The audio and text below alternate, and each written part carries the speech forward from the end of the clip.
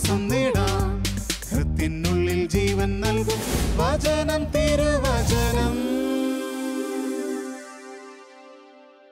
സ്നേഹം നിറഞ്ഞ സഹോദരങ്ങളെ, ഈശോ നമുക്ക് തരുന്ന, ഈശോ നമ്മളോട് എത്രയേറെ കരുണ കാണിക്കുന്നു.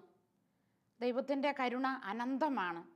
ആ കരുണയുടെ പാതയിൽ കൂടി ചരിക്കുവാൻ ദൈവം നമ്മളെ വിളിക്കുന്നു.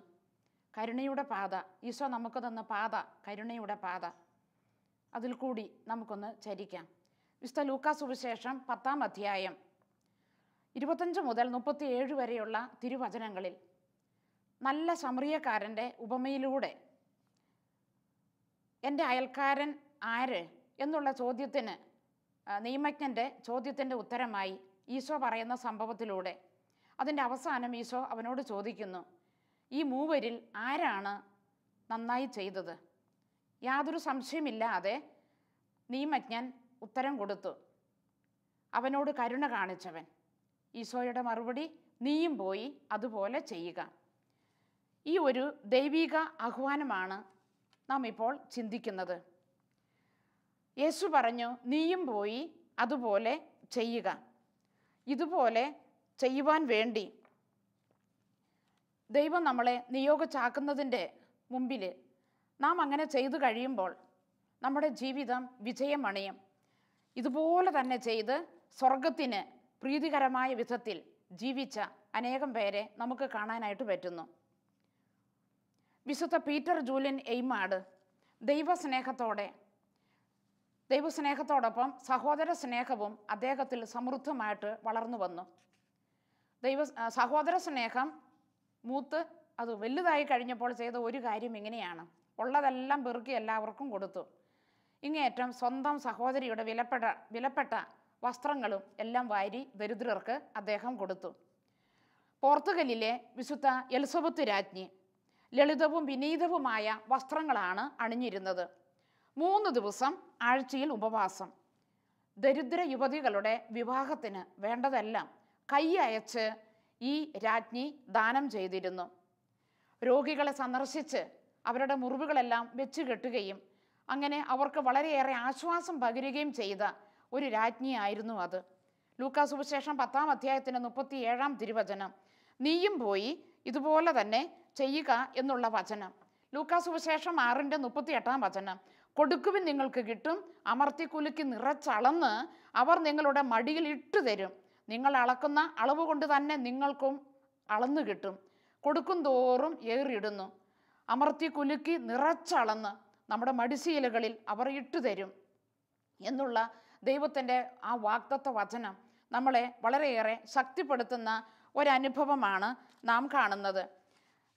വിശുദ്ധ മത്തായി സുവിശേഷം 5-ാം അധ്യായത്തിൻ്റെ 16-ാം തിരുവചനം, അപ്രകാരം മനുഷ്യർ നിങ്ങളുടെ സത്പ്രവൃത്തികൾ കണ്ട് സ്വർഗസ്ഥനായ നിങ്ങളുടെ പിതാവിനെ മഹത്വപ്പെടുത്തേണ്ടതിന് നിങ്ങളുടെ വെളിച്ചം അവരുടെ മുമ്പിൽ പ്രകാശിക്കട്ടെ.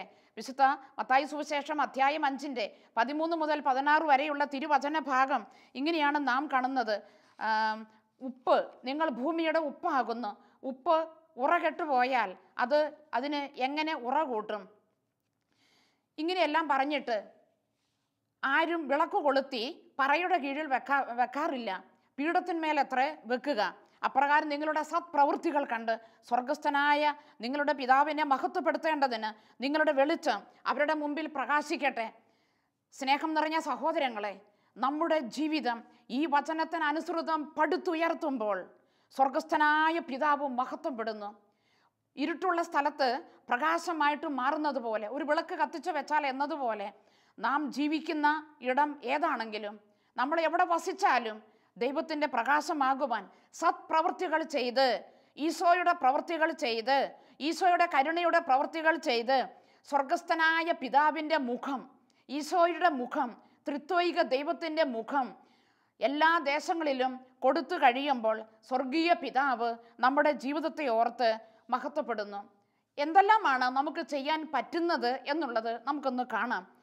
വിശുദ്ധ മത്തായി സുവിശേഷം അധ്യായം 25 34-ാം തിരുവചനത്തിൽ ഇങ്ങനെ കാണുന്നു, അന്ത്യവിധി ആ സമയത്ത് അനന്തരം രാജാവ് തൻ്റെ വലതുഭാഗത്തുള്ളവരോട് അരുളി ചെയ്തും, എൻ്റെ പിതാവിനാൽ അനുഗ്രഹിക്കപ്പെട്ടവരെ വരുവിൻ, ലോകസ്ഥാപനം മുതൽ നിങ്ങൾക്കായി സജ്ജമാക്കിയിരിക്കുന്ന രാജ്യം അവകാശപ്പെടുത്തുവിൻ. പ്രിയപ്പെട്ട സഹോദരങ്ങളെ, ലോക ചരിത്രത്തിൽ ഏറ്റവും, ലോക ചരിത്രത്തിലല്ല, ഭൂസ്വർഗ പാതാളങ്ങളിൽ ഏറ്റവും ശ്രേഷ്ഠമായ ഒരു അവാർഡ് വിന്നിങ് പ്രോഗ്രാമാണ് ഈ വചനത്തിൽ കൂടി നാം കാണുന്നത്. അന്ത്യവിധി നാളിൽ ദൈവത്തിന് മുമ്പിൽ ഇടത്തും വലത്തുമായിട്ട് കൂട്ടപ്പെട്ട എല്ലാ ജനവിഭാഗങ്ങളുടെയും മുമ്പാകെ സ്വർഗീയ ദൈവത്തിന് പ്രീതികരമാം വിധം ചരിച്ച വ്യക്തികളെ നോക്കി, അതെ, നമ്മെ നോക്കി, എന്നെ നോക്കി, നിന്നെ നോക്കി, അങ്ങനെ ഓരോരുത്തരെയും നോക്കി സ്വർഗത്തിൻ്റെ ഒരു വലിയ ആനന്ദ മഹോത്സവം നാം കാണുകയാണ്. എൻ്റെ പിതാവിനാൽ അനുഗ്രഹിക്കപ്പെട്ടവരെ വരുവിൻ, അതെ, ലോകം മുഴുവനും പ്രകമ്പനം കൊള്ളുമാറ് ഈശോയുടെ പരിശുദ്ധമായ വചനം, പ്രോത്സാഹനം തരുന്ന വാക്ക്, നിത്യസമ്മാനത്തിൻ്റെ വാക്ക്, സ്വർഗം തുറന്നു തരുന്ന വാക്ക്, സ്വർഗത്തിൻ്റെ മുഴുവനും ഉപഹാരവും ഏറ്റുവാങ്ങുന്ന വാക്ക്, മാലാഖമാരുടെയും വിശുദ്ധരുടെയും മുമ്പിൽ അതിശ്രേഷ്ഠമായ ജീവിതം കാഴ്ചവെച്ച ഒരു വ്യക്തിക്ക് സ്വർഗം കൊടുക്കുന്ന പരമോന്നത ബഹുമതി ഈ വചനത്തിൽ കൂടെ നാം കാണുകയാണ്. എല്ലാവരും ഞടുങ്ങുമാറ് ശ്രവിക്കുന്ന ഈ വചനം, എൻ്റെ പിതാവിനാൽ അനുഗ്രഹിക്കപ്പെട്ടവരെ വരുവിൻ, ലോകസ്ഥാപനം മുതൽ നിങ്ങൾക്കായി ഒരുക്കിയിരിക്കുന്ന രാജ്യം അവകാശപ്പെടുത്തുവിൻ. സ്വർഗം മാടി വിളിക്കുന്ന വളരെ നിർണായകമായ ഈ മുഹൂർത്തം നമ്മുടെ മുമ്പിൽ ഉള്ളതുകൊണ്ട് ഈശോ പറഞ്ഞു വെച്ച കാരുണ്യ പ്രവൃത്തികൾ ചെയ്യുവാൻ ആർക്കാണ് സാധിക്കാതെ പോകുന്നത്? അവിടുന്ന് തൻ്റെ വലത്തുഭാഗത്തുള്ളവരെ നോക്കി ഇങ്ങനെ പറയും. അപ്പോൾ എന്തെന്നാൽ എനിക്ക് വിശന്നു, നിങ്ങൾ ഭക്ഷിക്കാൻ തന്നു, എനിക്ക് ദാഹിച്ചു, നിങ്ങൾ കുടിക്കാൻ തന്നു, പരദേശിയായിരുന്നു, നിങ്ങൾ എന്നെ സ്വീകരിച്ചു, ഞാൻ നഗ്നനായിരുന്നു, നിങ്ങൾ എന്നെ ഉടുപ്പിച്ചു, ഞാൻ രോഗിയായിരുന്നു, നിങ്ങൾ എന്നെ സന്ദർശിച്ചു, ഞാൻ കാരാഗൃഹത്തിലായിരുന്നു, നിങ്ങൾ എൻ്റെ അടുത്ത് വന്നു. ഇതെല്ലാം പറഞ്ഞു കഴിഞ്ഞിട്ട് ഈ നീതിമാന്മാർ അവരങ്ങോട്ടും ഇങ്ങോട്ടും ഒക്കെ നോക്കും. എന്തൊരു അത്ഭുതം നിറഞ്ഞ വാക്ക്. അപ്പോൾ ഈശോയുടെ മറുപടി വിശുദ്ധ മത്തായി 25:40, ഈ ചെറിയവരിൽ ഒരുവന് നിങ്ങൾ ചെയ്തു കൊടുത്തപ്പോഴെല്ലാം എനിക്ക് തന്നെയാണ് ചെയ്തത്. ഈ ചെറിയവരിൽ ഒരുവന് നിങ്ങൾ ചെയ്തു കൊടുത്തപ്പോഴെല്ലാം എനിക്ക് തന്നെയാണ് ചെയ്തത്. നമ്മുടെ ചുറ്റുവട്ടം, നാം ജീവിക്കുന്ന സാഹചര്യങ്ങളിലെ എല്ലാ ചുറ്റുപാടുകളെയും നാം നിരീക്ഷിക്കുമ്പോൾ നമ്മുടെ ചുറ്റിലും പല വിധത്തിലുള്ള ജീവിത മുഖങ്ങളെ നാം കണ്ടെത്തും. പലതരത്തിൽ ജീവിത പ്രശ്നങ്ങളുമായി നെടുവീർപ്പിടുന്നവർ, നിരാശയുള്ളവർ, ആത്മഹത്യയിലേക്ക് കുതിച്ചു പോകുന്നവർ, ജീവിതത്തിൻ്റെ പ്രതിസന്ധികളെ മറികടക്കാൻ പറ്റാതെ വിഷമിക്കുന്നവർ, ഒറ്റപ്പെട്ടവർ, രോഗികൾ, അനാഥർ, പ്രായമായ വയോജനങ്ങൾ, ആർക്കും വേണ്ടാതെ ജീവിക്കുന്നവർ, വിധവകളായവർ, ആരും നോക്കാനില്ലാത്ത അവസ്ഥയിൽ ഒറ്റപ്പെട്ട് കിടക്കുന്നവർ, ഭിക്ഷുക്കൾ, ഇങ്ങനെ പല വിധത്തിലുള്ള വ്യക്തികളെ പ്രായഭേദമന്യേ, ജാതി മത വർഗ വൈചിത്ര്യമന്യേ നമുക്ക് കാണാനായിട്ട് സാധിക്കുന്നു. അവരിലേക്കെല്ലാം നാം ഇറങ്ങി ചെല്ലുമ്പോൾ ഒരു വലിയ അനുഭവമാണ് ദൈവം നമുക്ക് തരുന്നത്. അതേ ചെല്ലാൻ വേണ്ടി തന്നെയാണ് ഈ സൂപ്പർ അവാർഡ് വിന്നിങ് പ്രോഗ്രാം സ്വർഗം നേരത്തെ തന്നെ കാലേക്കൂട്ടി തന്നെ നമ്മളോട് പറഞ്ഞിരിക്കുന്നത്. വിശുദ്ധ മത്തായി 25:34, എൻ്റെ പിതാവിനാൽ അനുഗ്രഹിക്കപ്പെട്ടവരെ വരുവിൻ. അതുകൊണ്ട് സഹോദരങ്ങളെ, സ്വർഗത്തിലേക്ക് ചെല്ലണമെങ്കിൽ അനുഗ്രഹിക്കപ്പെട്ടവരായിട്ട് നാം മാറണം. നാം അനുഗ്രഹിക്കുമ്പോൾ ദൈവം നമ്മെയും അനുഗ്രഹിക്കും. നാം നമ്മുടെ കരങ്ങൾ ഉപയോഗിച്ച്, നമ്മുടെ നാവ് ഉപയോഗിച്ച്, നമ്മുടെ കണ്ണുകൾ ഉപയോഗിച്ച്, സംസാരം ഉപയോഗിച്ച്, പെരുമാറ്റം ഉപയോഗിച്ച്, നമ്മുടെ സമയം ഉപയോഗിച്ച്, നമ്മുടെ സമ്പത്ത് ഉപയോഗിച്ച് അനേകർക്ക് ഒരു അനുഗ്രഹമായിട്ട് മാറിക്കഴിയുമ്പോൾ സ്വർഗം, ഭൂസ്വർഗ പാതാളങ്ങളിൽ സർവരുടെയും മുമ്പാകെ സ്വർഗത്തിൻ്റെ ദൈവം നമ്മെ അനുഗ്രഹിക്കുന്നത് നമുക്ക് കാണാം. അതുകൊണ്ട് 25-ാം അധ്യായത്തിൻ്റെ 40-ാം തിരുവചനം, അതിൽ കൂടി കടന്നു പോകുമ്പോൾ ഈ ചെറിയവരിൽ ഒരുവന് നിങ്ങൾ ചെയ്തു കൊടുത്തപ്പോഴെല്ലാം എനിക്ക് തന്നെയാണ് ചെയ്തത്. അതിൻ്റെ 25-ാം അധ്യായത്തിൻ്റെ 46-ാം തിരുവചനം, ഈ ചെറിയവരിൽ ഒരുവന് നിങ്ങൾ ചെയ്തു കൊടുക്കാതിരുന്നപ്പോൾ എനിക്ക് തന്നെയാണ് ചെയ്യാതിരുന്നത്. വീണ്ടും രാജാവ് ഇടതുവശത്തുള്ളവരെ നോക്കി സ്വർഗം മുഴുവൻ ഞടുങ്ങുമാറ് ഇങ്ങനെ പറയും, ശപിക്കപ്പെട്ടവരെ, നിങ്ങൾ എന്നിൽ നിന്ന് അകന്ന് പിശാചിനും അവൻ്റെ ദൂതന്മാർക്കുമായി ഒരുക്കിയിരിക്കുന്ന നിത്യ നരകാഗ്നിയിലേക്ക് പോകുവിൻ.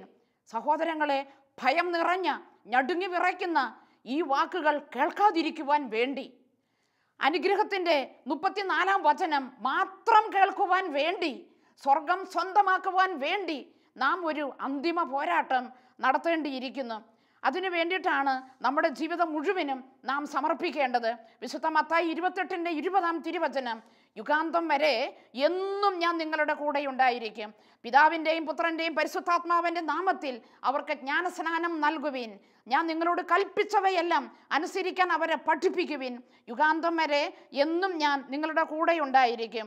അതുകൊണ്ട് വിശുദ്ധ മർക്കോസ് 16-ാം അധ്യായത്തിൻ്റെ 17-ാം തിരുവചനം, വിശ്വസിക്കുന്നവരോടുകൂടി ഈ അടയാളങ്ങൾ ഉണ്ടായിരിക്കും.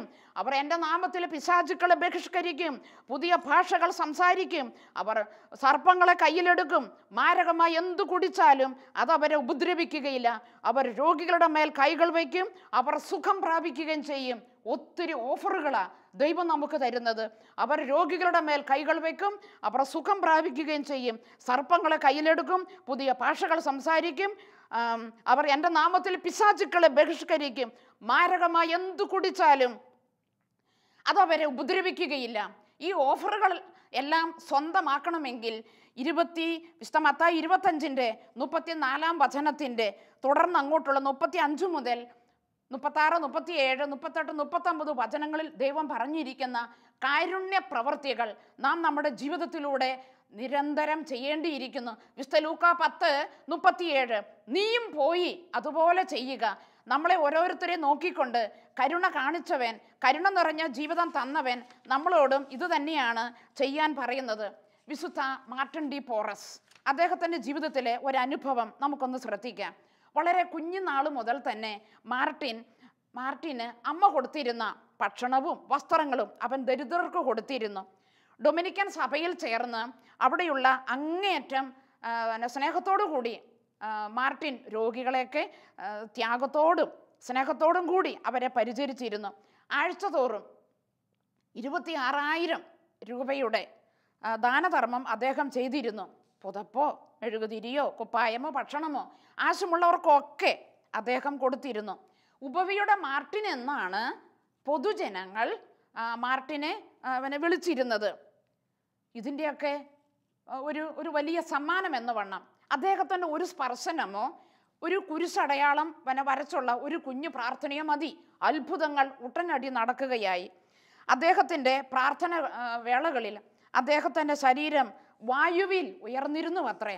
അത്രമാത്രം ദൈവസ്നേഹം നിറഞ്ഞ പ്രവൃത്തി ജീവിതത്തിൽ ഉടനീളം കാണിച്ച ഒരു ശ്രേഷ്ഠ വിശുദ്ധനാണ് വിശുദ്ധ മാർട്ടിൻ.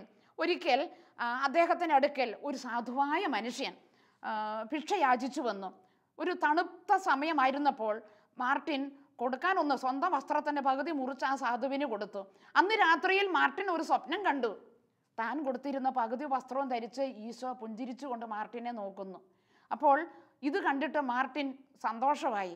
അപ്പോൾ അതാണ് വചനം, ഈ ചെറിയവരിൽ ഒരുവന് നിങ്ങൾ ചെയ്തു കൊടുത്തപ്പോഴെല്ലാം എനിക്ക് തന്നെയാണ് ചെയ്തത്. അതുകൊണ്ട് ഈ വചനത്തിൻ്റെ ശക്തി നമുക്ക് ഓർക്കാം. ഈ ചെറിയവരിൽ ഒരുത്തിന് നിങ്ങൾ ചെയ്തു കൊടുത്തപ്പോഴെല്ലാം നിങ്ങൾ എനിക്ക് തന്നെയാണ് ചെയ്തതെന്നുള്ള വചനത്തിൻ്റെ ശക്തി നമ്മളെ പ്രത്യേകം ഓർമ്മപ്പെടുത്തുന്നു. സ്കോട്ട്ലൻഡിലെ മാർഗരറ്റ് രാജ്യം മുഴുവനും തൻ്റെ കുടുംബമാണെന്നാണ് അവർ വിശ്വസിച്ചിരുന്നത്. അങ്ങനെയാണ് മനസ്സിൽ കണ്ടിരുന്നത്. നോമ്പ് കാലങ്ങളിൽ 300 ദരിദ്രർക്ക് രാജാവ് രാജ്ഞിയും ചേർന്ന് ഭക്ഷണം വിളമ്പി കൊടുത്തിരുന്നു. രാവിലെ കുർബാന കഴിഞ്ഞ് 6 ദരിദ്രരുടെ പാദങ്ങൾ കഴുകി ചുംബിച്ച് അവർക്ക് ഭക്ഷണം കൊടുത്തിട്ടാണ് അതിനുശേഷം മാത്രമേ രാജ്ഞി ഭക്ഷണം കഴിച്ചിരുന്നുള്ളൂ. ഹംഗറിയിലെ വിശുദ്ധ എലിസബത്ത് എന്താണ് ചെയ്തതെന്നറിയണ്ടേ? പണം ദരിദ്രർക്ക് കൊടുക്കാനുള്ള ഒരു വസ്തുവായിട്ടാണ് എലിസബത്ത് മനസ്സിലാക്കിയിരുന്നത്. ദരിദ്രരെയും കഷ്ടപ്പെടുന്നവരെ സകലരെയും അവർ ആശ്വസിപ്പിച്ചിരുന്നു. രോഗികളെ ശുശ്രൂഷിച്ചു. ഏറ്റവും വൃത്തിഹീനമായ മുറിവുകൾ അഴുകി പുഴുത്തൊലിക്കുന്ന വ്രണങ്ങളെല്ലാം വെച്ച് കെട്ടി അതിൽ ചുംബിക്കുക പോലും ചെയ്തിരുന്നു. ഒരു ദിവസം രാജ്ഞി ദരിദ്രർക്ക് കൊടുക്കാൻ വേണ്ടി കുറേ സാധനങ്ങളെല്ലാം കൂടെ വാരിക്കെട്ടി ഒരു പാണ്ടക്കെട്ടാക്കി തോളിൽ ചുമന്നുകൊണ്ട് ദൂര സ്ഥലത്തേക്ക് പോവുകയായിരുന്നു. വഴിക്ക് വെച്ച് രാജ്ഞിയും ഭർത്താവും കൂടെ കൂട്ടിമുട്ടി. അപ്പോൾ ഈ പാണ്ടത്തിൻ്റെ ഭാരം നിമിത്തം രാജ്ഞി പൊളയുന്നത്, ചെരിഞ്ഞു നടക്കുന്നത് രാജാവ് ശ്രദ്ധിച്ചു. അപ്പോൾ അടുത്ത് വന്നിട്ട് ഇതെന്താണെന്ന് അദ്ദേഹം ഒന്ന് പരിശോധിച്ചു. പാണ്ടക്കെട്ട അഴിച്ചു നോക്കിയപ്പോൾ അതിൻ്റെ അകത്ത് കണ്ടത് ചുവന്നതും വെളുത്തതുമായ റോസാപ്പൂക്കൾ. ഇത് റോസാപ്പൂക്കളുടെ ഒരു കാലമല്ലായിരുന്നു. രാജാവ് അതിൽ നിന്ന് ഒരു റോസാപ്പൂ എടുത്തിട്ട് രാജ്ഞിയെ പോകാൻ സമ്മതിക്കുകയും ചെയ്തു. അപ്പോൾ താൻ സ്നേഹിക്കുന്നവരെ, ദൈവഹിതമനുസരിച്ച് ചെയ്യുന്നവരെ ദൈവം വേണ്ടത്ര വളർത്തുകയും പ്രോത്സാഹിപ്പിക്കുകയും എല്ലാം ചെയ്യുന്നതായി ഇതുപോലെയുള്ള ചരിത്ര അനുഭവങ്ങളിൽ കൂടിയെല്ലാം നാം കാണുകയാണ്. വീണ്ടും വിശുദ്ധ മത്തായി സുവിശേഷത്തിൽ അടുത്ത വചനത്തിൽ കൂടി നാം കാണുന്നു, ഇതെല്ലാം നിങ്ങൾ ആചരിച്ച് ചെയ്യുമെങ്കിൽ നിങ്ങൾ എൻ്റെ ശിഷ്യരാണ്. ജെറമ്യായുടെ പുസ്തകം 32-ാം അധ്യായത്തിൻ്റെ 37-ാം തിരുവചനം, ഞാൻ സകല മനുഷ്യരുടെയും ദൈവമായ കർത്താവാണ്, എനിക്ക് അസാധ്യമായി എന്തെങ്കിലും ഉണ്ടോ? ദൈവം നമ്മളോട് ചേർന്ന് നിൽക്കുമ്പോൾ വൻ കാര്യം ചെയ്യുന്നവരായിട്ട് മാറും. സഹോദരങ്ങളെ, ദൈവത്തിന് വേണ്ടി നമ്മുടെ ജീവിതം നാം ഒഴിഞ്ഞു വെച്ച് കഴിയുമ്പോൾ ദൈവം നമ്മളോട് ചെയ്യുന്ന ഒരു വാഗ്ദത്ത വചനമുണ്ട്. മലാക്കിയുടെ പുസ്തകം 4-ാം അധ്യായത്തിൻ്റെ 2-ാം തിരുവചനം, എന്നാൽ എൻ്റെ നാമത്തെ ഭയപ്പെടുന്ന നിങ്ങൾക്ക് വേണ്ടി നീതി സൂര്യൻ ഉദിക്കും, അതിൻ്റെ ചിറകുകളിൽ സൗഖ്യമുണ്ട്, തൊഴുത്തിൽ നിന്ന് വരുന്ന പശുക്കുട്ടി എന്ന പോലെ നിങ്ങൾ തുള്ളിച്ചാടും. നമ്മുടെ ജീവിതം ദൈവനേത്രങ്ങളിൽ തുള്ളിച്ചാടുന്ന അത്രമാത്രം ആനന്ദം കരകവിഞ്ഞൊഴുകുന്ന ഒരു ജീവിതമായിട്ട് മാറും എന്നുള്ളതിന് ഒരു സംശയവുമില്ല. അപ്പോൾ ഇത്രമാത്രം ആനന്ദത്തിൻ്റെ അനുഭവം കിട്ടണമെങ്കിൽ ഈ വിശുദ്ധർ ചെയ്തതുപോലെ ചെയ്യുവാൻ നാം പ്രത്യേകമായിട്ട് ശ്രമിക്കേണ്ടിയിരിക്കുന്നു. വിശുദ്ധ ജോസഫ് കൊത്തലെങ്കോ, അദ്ദേഹം ഇറ്റലിയിലെ വിൻസെൻ്റ് ഡി പോൾ എന്ന പേരിലാണ് അറിയപ്പെട്ടിരുന്നത്. അദ്ദേഹം വൈദികനായ ശേഷം ഒരു സ്ത്രീക്ക് അവരുടെ അന്ത്യവിനാഴികയിൽ വിശുദ്ധ കൂദാശ കൊണ്ടുപോയി കൊടുക്കാൻ വേണ്ടി ആ വീട്ടിൽ ചെന്നു. അവർ വളരെ പാവപ്പെട്ട സ്ത്രീയായിരുന്നു, കിടക്കാൻ ഒരു വീട് പോലും ഇല്ലായിരുന്നു. അത് കണ്ട വിശുദ്ധൻ അവരെ ഒരു വീട് വാടകയ്ക്കെടുത്ത് അവിടെ കൊണ്ടുപോയി താമസിക്കാൻ വേണ്ടിയിട്ട് ആക്കി. വീട്ടു വാടകയ്ക്ക് വേണ്ടതെല്ലാം കൊടുത്ത് അവരെ അവിടുന്ന് മാറ്റി താമസിപ്പിച്ചു. വീണ്ടും തുടർന്ന് അങ്ങോട്ട് അനാഥരും അവശരും ആതുരരും അനാലംബരും തകർന്നവരും ആയിട്ടുള്ള മന്ദബുദ്ധികളും അടങ്ങുന്ന 9,000 പേരെ പ്രതിദിനം അദ്ദേഹം പരിപാലിച്ചു പോന്നു. യാതൊരുവിധ മൂലധനവുമില്ല. ഓരോ ദിവസവും ദൈവം വേണ്ടുന്നത് കൊടുത്തുകൊണ്ടിരുന്നു. ദൈവപരിപാലനയുടെ ഭവനം എന്നാണ് അദ്ദേഹത്തിൻ്റെ ഈ വീട് അറിയപ്പെട്ടിരുന്നത്. ഒരു വലിയ സംഖ്യ കടം വന്നപ്പോൾ അദ്ദേഹം തൻ്റെ കയ്യിലുണ്ടായിരുന്ന തുച്ഛമായ കാശ് ജനലിലൂടെ വലിച്ചെറിഞ്ഞിട്ട് അദ്ദേഹം ഇങ്ങനെയാണ് ചെയ്തത്, വെറും കൈയോടെ ദൈവസന്നിധിയിലേക്ക് എത്തുന്നതാണ് നല്ലത്. അദ്ദേഹം മന്ദബുദ്ധികളായ കുട്ടികളെ വിളിച്ചിരുന്നത് എൻ്റെ നല്ല മക്കൾ എന്നാണ്. വിശുദ്ധ ജോസഫ് കൊത്തലെങ്കോ മന്ദബുദ്ധികളായ കുട്ടികളെ വിളിച്ചിരുന്നത്. അത്രമാത്രം സ്നേഹം ഈ കുഞ്ഞുങ്ങളോട് അദ്ദേഹം കാണിച്ചത് ചരിത്രം നമ്മുടെ മുമ്പിൽ എടുത്തു കാണിക്കുകയാണ്. ഈശോ നമ്മളോട് തന്ന മറ്റൊരു വചനത്തിൻ്റെ ശക്തിയാൽ നമുക്ക് ഇങ്ങനെ ഒന്ന് കാണാം. യോഹന്നാൻ സുവിശേഷം 14-ാം അധ്യായത്തിൻ്റെ 14-ാം തിരുവചനം, എൻ്റെ നാമത്തിൽ നിങ്ങൾ എന്നോട് എന്തെങ്കിലും ചോദിച്ചാൽ ഞാനത് ചെയ്തു തരും. എൻ്റെ നാമത്തിൽ നിങ്ങൾ എന്നോട് എന്തെങ്കിലും ചോദിച്ചാൽ ഞാനത് ചെയ്തു തരും. പ്രിയപ്പെട്ട സഹോദരങ്ങളെ, ഈശോയുടെ കരുണയുടെ മുഖം ഉള്ളിൽ ഏറ്റെടുത്തുകൊണ്ട് എത്രയോ ചെറുപ്പക്കാർ, എനിക്കറിയാം ഒരു കൂട്ടം ചെറുപ്പക്കാർ, അവർ എല്ലാ ഞായറാഴ്ചയും അവരിങ്ങനെ വിവിധ തലങ്ങളിൽ ജോലി ചെയ്യുന്ന ചെറുപ്പക്കാരാണ്. അവരൊരു 5-8 പേരടങ്ങുന്ന സംഘം എല്ലാ ഞായറാഴ്ചയും അവരിങ്ങനെ പോകും. വിശുദ്ധ കുർബാനയും സ്വീകരണവും എല്ലാ പ്രാർത്ഥനയും എല്ലാം കഴിഞ്ഞതിന് ശേഷം രോഗികളുടെ ഇടയിലേക്ക് അവർ കയറി ചെല്ലും. മുടി മുറിച്ചു കൊടുക്കേണ്ടവർക്ക് അത് ചെയ്തു കൊടുക്കും. വസ്ത്രമില്ലാത്തവർക്ക് വസ്ത്രം എത്തിച്ചു കൊടുക്കും. ഭക്ഷണമൊക്കെ ഉണ്ടാക്കി കൊടുക്കും. അനേകം കുടുംബങ്ങളിൽ ദേശങ്ങളിലേക്കെല്ലാം കടന്നു ചെന്ന് പല വിധത്തിലുള്ള ഭക്ഷണ കിറ്റുകളുമായിട്ടാണ് അവർ പോയിക്കൊണ്ടിരിക്കുന്നത്. ആരും ഏതുമില്ലാത്തവരെ അഗതി മന്ദിരങ്ങളിൽ എത്തിച്ചു കൊടുക്കുക. മേജർ സർജറികൾ അല്ലെങ്കിൽ മേജർ ശുശ്രൂഷകളൊക്കെ വേണ്ടി വരുന്ന രോഗികളെ അതിനു വേണ്ടിയിട്ട് നല്ല ചികിത്സാ സൗകര്യമുള്ള ആശുപത്രികളിലേക്ക് എത്തിച്ചു കൊടുക്കുക. വീടില്ലാത്തവർക്ക് അവരുടെ സ്വന്തം വിഹിതമൊക്കെ മാറ്റിവെച്ച് നല്ല വീടൊക്കെ ഉണ്ടാക്കി കൊടുക്കുക. ഒരു സംഘം ചെറുപ്പക്കാരുടെ വളരെ ധീരോദാത്തമായ വളരെ മഹനീയമായ ഒരു മാതൃകയാണ് അവർ സ്ഥിരം ചെയ്തു കൊടുത്തത്. 5-8 വർഷമായി അവരങ്ങനെ സ്ഥിരം ഇങ്ങനെ തങ്ങളുടെ ജീവിതം മുഴുവനും ദരിദ്രർക്ക് വേണ്ടി മാറ്റിവെച്ചിട്ടുള്ള ഒരു അനുഭവമാണ് കാണുന്നത്. പ്രഭാഷകന്റെ പുസ്തകം 7-ാം അധ്യായം 32-ാം തിരുവചനം, ദരിദ്രന് കൈ തുറന്നു കൊടുക്കുക, അങ്ങനെ നീ അനുഗ്രഹപൂർണനാകട്ടെ. നമ്മുടെ ജീവിതം അനുഗ്രഹിക്കപ്പെടുവാൻ, സ്വർഗ സമ്മാനം നാം സ്വന്തമാക്കിയെടുക്കുവാൻ നാം ചെയ്യേണ്ടത് ദരിദ്രന് കൈ തുറന്നു കൊടുക്കുവാൻ വചനം ആവശ്യപ്പെടുന്നു. പ്രഭാഷകൻ 29:8 നിർധനനോട് കരുണ കാണിക്കണം, നിന്റെ ദാനത്തിന് വേണ്ടി കാത്തിരിക്കാൻ അവന് ഇടയാകരുത്. പ്രഭാഷകൻ 35:10 അത്യുന്നതൻ നൽകിയതുപോലെ അവിടത്തേക്ക് തിരികെ കൊടുക്കുക, കഴിവിനൊത്ത് ഉദാരമായിട്ട് കൊടുക്കുക. കർത്താവ് പ്രതിഫലം നൽകുന്നവനാണ്, അവിടുന്ന് 7 ഇരട്ടിയായി തിരികെ തരും. പ്രഭാഷകൻ 35:11 സുഭാഷിതം 19:17 ദരിദ്രനോട് കരുണ കാണിക്കുന്നവൻ കർത്താവിനാണ് കടം കൊടുക്കുന്നത്, അവിടുന്ന് ആ കടം വീട്ടും.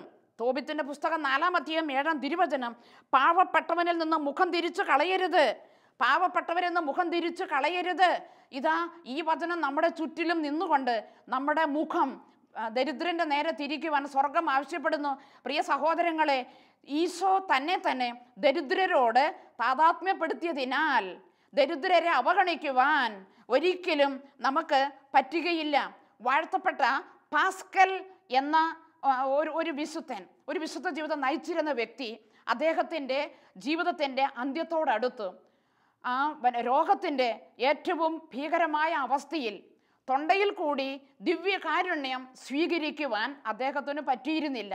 അപ്പോൾ അദ്ദേഹം ആവശ്യപ്പെട്ടു, അനേകം ദരിദ്രരെ, കുറച്ച് ദരിദ്രരായവരെ, പാവപ്പെട്ടവരെ തൻ്റെ കട്ടിലിൻ്റെ അടുക്കൽ കൊണ്ടുവന്ന് നിർത്തുവാൻ, കൂട്ടിക്കൊണ്ടു വരുവാൻ അദ്ദേഹം ആവശ്യപ്പെട്ടു. അങ്ങനെ അതായത് ഭൗതിക ശരീരമായ ക്രിസ്തുവിനോട് ദിവ്യകാരുണ്യത്തിലൂടെ സമ്പർക്കം ചെയ്യുവാൻ പറ്റാത്തത് കൊണ്ട് ഉടലാകുന്ന ഈശോയുടെ ശരീരമായ ക്രിസ്തുവിൻ്റെ ശരീരമാകുന്ന ദരിദ്രരുടെ സാന്നിധ്യത്തിലൂടെ ഈശോയുടെ സാന്നിധ്യം അനുഭവിക്കുവാൻ തനിക്കുള്ള ആഗ്രഹത്തെ ഓർത്തുകൊണ്ടാണ് അദ്ദേഹം ഇങ്ങനെ പറഞ്ഞത്. അപ്പോൾ തോബിത്തിൻ്റെ ജീവിതത്തിൽ കൂടി നാം കാണുന്നു. 1-ാം അധ്യായത്തിൻ്റെ 16 മുതൽ 19 വരെയുള്ള തിരുവചനം അദ്ദേഹം പാവപ്പെട്ടവരെ സഹായിച്ചു. രാജാവിൻ്റെ കോപം മൂലം, രാജാവിൻ്റെ ക്രൂരതയ്ക്ക് ഇരയായി അങ്ങനെ മരണപ്പെട്ടവരെ സംസ്കരിക്കുവാൻ ആരും ഇല്ലാതിരുന്നവരെ എടുത്തുകൊണ്ടുപോയി സംസ്കരിച്ചു. അവസാനം ആരോ ഒറ്റുകൊടുത്തത് കൊണ്ട് അദ്ദേഹത്തിന് ഭാര്യയും കുട്ടികളും അടക്കം അവിടെ നിന്ന് നാട് വിട്ടു പോകേണ്ടി വന്നു. അങ്ങനെ ദൈവത്തിന് വേണ്ടി കാരുണ്യ പ്രവർത്തികൾ ചെയ്ത ഒരു വലിയ വിശുദ്ധ ഒരു പൂർവ്വ പിതാവിനെയാണ് തോബിത്തിൽ കൂടി നാം കണ്ടെത്തുന്നത്. നാം നമ്മുടെ ജീവിതവും നമുക്കുള്ളത് സമസ്തവും ദൈവത്തിന് വേണ്ടി കൊടുത്തു കഴിയുമ്പോൾ സ്വർഗം ഈ ഭൂമിയിൽ ജനിക്കുന്ന അനുഭവം ഉണ്ടാകും. അനേകം ദരിദ്രരിൽ ഈശോ വാഴും. അവരുടെയൊക്കെ മുഖം ഈശോയുടെ മുഖമായിട്ട് നമുക്ക് അനുഭവപ്പെടും. അതുകൊണ്ട് ദൈവത്തിൻ്റെ വചനം ഇങ്ങനെയാണ് പറയുന്നത്, എൻ്റെ ഏറ്റവും എളിയ ഈ സഹോദരന് ഒരു ശിഷ്യൻ എന്നുള്ള നിലയിൽ ഒരു പാത്രം വെള്ളം കൊടുത്താൽ പോലും അതിന് പ്രതിഫലം കിട്ടാതിരിക്കുകയില്ല എന്ന് സത്യമായി ഞാൻ നിങ്ങളോട് പറയുന്നു. ദൈവത്തിൻ്റെ ഉറപ്പുള്ള വാഗ്ദാനമാണിത്. അതുകൊണ്ട് വെളിപാടിൻ്റെ പുസ്തകം 22-ാം അധ്യായത്തിൻ്റെ 12-ാം തിരുവചനം, ഇതാ ഞാൻ വേഗം വരുന്നു, എൻ്റെ സമ്മാനവും ഞാൻ കൊണ്ടുവരുന്നുണ്ട്, ഓരോരുത്തർക്കും സ്വന്തം പ്രവൃത്തികൾക്കനുസൃതം പ്രതിഫലം നൽകാനാണ് ഞാൻ വരുന്നത്. അതേ സഹോദരങ്ങളെ, തൻ്റെ സമ്മാനവുമായി നമ്മുടെ പ്രവൃത്തികൾക്കനുസൃതം സമ്മാനം തരുവാൻ ഇതാ സ്വർഗത്തിൻ്റെ ദൈവം വരുന്നു. ഹെബ്രായ ലേഖനം 13-16 തിരുവചനം, നന്മ ചെയ്യുന്നതിലും നിങ്ങൾക്കുള്ളവ പങ്കുവെക്കുന്നതിലും ഉപേക്ഷ വരുത്തരുത്. അത്തരം ബലികൾ ദൈവത്തിന് സ്വീകാര്യമാണ്, ദൈവത്തിന് പ്രീതികരമാണ്. നാം നമ്മളെ മുഴുവനും മുറിച്ചു വിളമ്പുവാൻ, പങ്കുവെക്കുവാൻ, നമ്മുടെ ആരോഗ്യവും സമയവും സമ്പത്തും കഴിവുകളും നമുക്ക് ചെയ്യാൻ പറ്റുന്നതെല്ലാം ഈശോയ്ക്ക് കൊടുത്തു കഴിയുമ്പോൾ, ഈശോയെ പ്രതി നമ്മുടെ എളിയ സഹോദരങ്ങൾക്ക് നാം കൊടുത്തു കഴിയുമ്പോൾ തക്ക സമയത്ത് ദൈവം നമ്മളെ ഉയർത്തുന്ന അനുഭവം, നമ്മുടെ കാര്യത്തിൽ കരുതലോടെ നമ്മളെ പോറ്റുന്ന ഒരു നല്ല ദൈവം ഉണ്ട് എന്നുള്ളത്. യേശു ക്രിസ്തു ഇന്നും എന്നും മാറ്റമില്ലാത്തവൻ, അനന്യൻ തന്നെ എന്നുള്ളത് നമുക്ക് കണ്ടെത്താനായിട്ട് പറ്റും. യാതൊരു സംശയമില്ല. ഈ ഭൂമിയിൽ നമുക്കുള്ള ജീവിതം ഏറ്റവും ശ്രേഷ്ഠമായി നമ്മുടെ സമയം മുഴുവനും നമ്മൾ വെറുതെ ഇങ്ങനെ വേസ്റ്റാക്കി കളയാതെ നമ്മുടെ ചുറ്റിലുമുള്ള മറ്റുള്ളവരുടെ കണ്ണുനീരൊപ്പുവാൻ, അവർക്ക് ആശ്വാസം പകരുവാൻ, അവർക്ക് ജീവൻ പകരുവാൻ നാം കൊടുത്തു കഴിയുമ്പോൾ സ്വർഗം നമ്മെ നോക്കി പുഞ്ചിരി തൂകും. നിങ്ങൾ ധാരാളം ഫലം പുറപ്പെടുവിക്കുന്നതിൽ സ്വർഗം സന്തോഷിക്കുന്നു. സ്വർഗത്തിൻ്റെ മഹത്വമാണ്. അപ്പോൾ സ്വർഗീയ നേത്രങ്ങളിൽ, സ്വർഗത്തിൻ്റെ കണ്ണുകളിൽ കൂടി നമ്മുടെ ജീവിതം വിശുദ്ധിയുടെ പരിവേഷം ചാർത്തപ്പെട്ടിരിക്കും. അതുകൊണ്ട് ദൈവിക ചൈതന്യമുള്ള നല്ല ഒരു ജീവിതം നയിക്കുവാൻ സ്വർഗം നമ്മെ മാടി വിളിക്കുന്നു. അനേകം പേരുടെ വിശുദ്ധമായ ജീവിത വഴി അതിനുള്ള വലിയ പ്രചോദനവും കരുത്തും നമുക്ക് അരുളട്ടെ. ഈശോ തന്നിരിക്കുന്ന കരുണയുടെ പാതകൾ ആധ്യാത്മികമായവ 7, ശാരീരികമായിട്ടുള്ളവ 7. ആഴ്ചയിൽ ഈശോ തന്ന ഈ ഒരു പട്ടിക ആഴ്ചയിൽ ഇതിൽ ഏതാനും ചിലതെങ്കിലും മനസ്സ് വെച്ചാൽ നമുക്ക് പ്രാവർത്തികമാക്കാൻ പറ്റും സഹോദരങ്ങളെ, ഉറപ്പാണ്. അങ്ങനെ ചെയ്തു കഴിയുമ്പോൾ സ്വർഗം നമുക്ക് ഉറപ്പാണ്. വെളിപാട് 22:12 ഇതാ ഞാൻ വേഗം വരുന്നു, എൻ്റെ സമ്മാനവും ഞാൻ കൊണ്ടുവരുന്നുണ്ട്, ഓരോരുത്തർക്കും സ്വന്തം പ്രവൃത്തികൾക്കനുസൃതം പ്രതിഫലം നൽകാനാണ് ഞാൻ വരുന്നത്. അതുകൊണ്ട് സമ്പന്നമായ പ്രവൃത്തി, നല്ല സമ്മാനം കിട്ടത്തക്ക വിധത്തിലുള്ള പ്രവൃത്തി നേടിയെടുക്കുവാൻ നമുക്ക് സാധ്യമാകേണ്ടിയിരിക്കുന്നു. അപ്പോൾ ഇന്ന് നമ്മൾ ശ്രവിച്ച ഈ കരുണയുടെ പരിശുദ്ധമായ പാതകൾ, ഈ വചനത്തിൻ്റെ അത്ഭുതകരമായ അഭിഷേകം ആയിരങ്ങളിലേക്ക്, പതിനായിരങ്ങളിലേക്ക്, ലോകം മുഴുവനിലേക്കും, എന്തിനേറെ നമ്മുടെ കുടുംബത്തിലും നമ്മുടെ വ്യക്തി ജീവിതത്തിലും ദൈവമുഖം തെളിഞ്ഞു വരുവാൻ, എല്ലാവരിലും ഈശോയെ കാണുവാൻ, ആരിൽ നിന്നും മുഖം മാറ്റാതിരിക്കുവാൻ ആവശ്യമായ സ്വർഗീയ കൃപ ലഭിക്കുന്നതിന് വേണ്ടി നമുക്ക് പ്രാർത്ഥിക്കാം.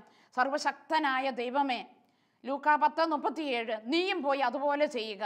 ഈ സ്വർഗീയ ആഹ്വാനം മനസ്സിരുത്തി ഹൃദയത്തിൽ സ്വീകരിക്കുവാൻ, ഹൃദയം കൊണ്ട് എല്ലാ വ്യക്തികളെയും സ്വീകരിക്കുവാൻ, പാർശ്വവൽക്കരിക്കപ്പെട്ടവരിലേക്ക് സന്തോഷപൂർവ്വം ഇറങ്ങി ചെല്ലുവാൻ, അവർക്കും ജീവിതങ്ങൾ ഉണ്ടാക്കി കൊടുക്കുവാൻ, അവരുടെയും കൈപിടിച്ച് ഉയർത്തുവാൻ, കുപ്പക്കുഴിയിൽ മറഞ്ഞു കിടക്കുന്ന മാണിക്യങ്ങളെ എടുത്തുയർത്തി അവരെയും ദൈവത്തിൻ്റെ മുത്താക്കി മാറ്റുവാൻ ഞങ്ങളെ ഓരോരുത്തരെയും അനുഗ്രഹിക്കണമേ. അതിനുവേണ്ടി ഞങ്ങളുടെ കരങ്ങളെ അനുഗ്രഹിക്കണമേ, കണ്ണുകളെ, നാവിനെ, ഞങ്ങളുടെ കാൽപാദങ്ങളെ, ഞങ്ങളുടെ ശരീരത്തെ മടുപ്പില്ലാത്ത അവസ്ഥയിൽ അവിടുന്ന് അഭിഷേകം ചെയ്യണമേ എന്ന് പ്രാർത്ഥിക്കുന്നു. എൻ്റെ ദൈവം തൻ്റെ മഹത്വത്തിൻ്റെ സമ്പന്നതയിൽ നിന്ന് യേശുക്രിസ്തു വഴി നിങ്ങൾക്ക് വേണ്ടുന്നതെല്ലാം തരും. ഫിലിപ്പി 4:19 വചനത്തിൻ്റെ അഭിഷേക ശക്തി ലോകം മുഴുവനിലും കർത്താവെ സമൃദ്ധമായിട്ട് വർഷിക്കണമേ എന്ന് പ്രാർത്ഥിക്കുന്നു. നിത്യം പിതാവും പുത്രനും പരിശുദ്ധാത്മാവുമായ സർവേശ്വര